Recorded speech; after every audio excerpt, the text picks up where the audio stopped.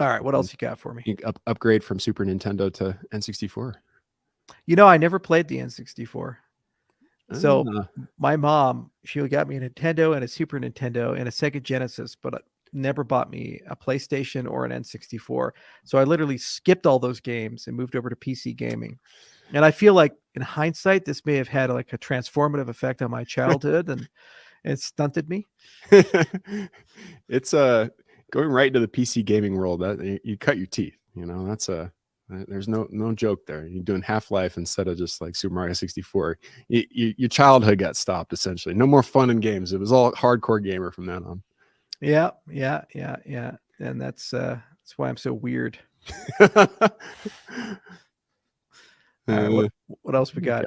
Let's take a look here. Oh, Dan is really asking about the Mandelbrot set here. He's asked a couple times. I think he's very interested in your thoughts on Mandelbrot and fractals and such.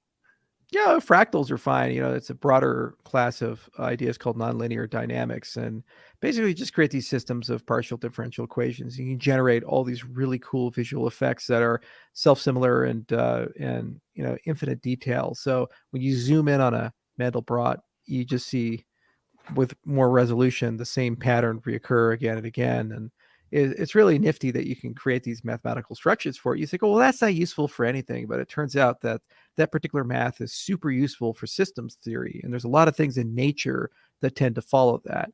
So one of the big guys in space, his name is Stephen Strogatz, and he's written a lot of cool papers and books, and they've now been applied to economics, they've been applied to physics, they've even been applied to computing, and it's cool to see that turtles all the way down.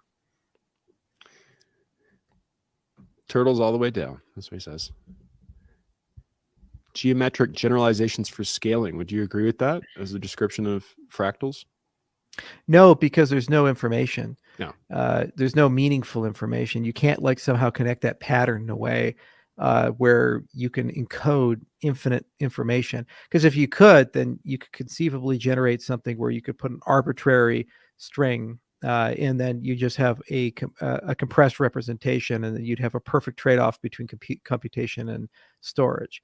So I'm not aware of any way to use like fractals to store stuff. And so it's information theory is very tricky about this. There's limits to how much you can compress something, and there's limits to how you can represent something.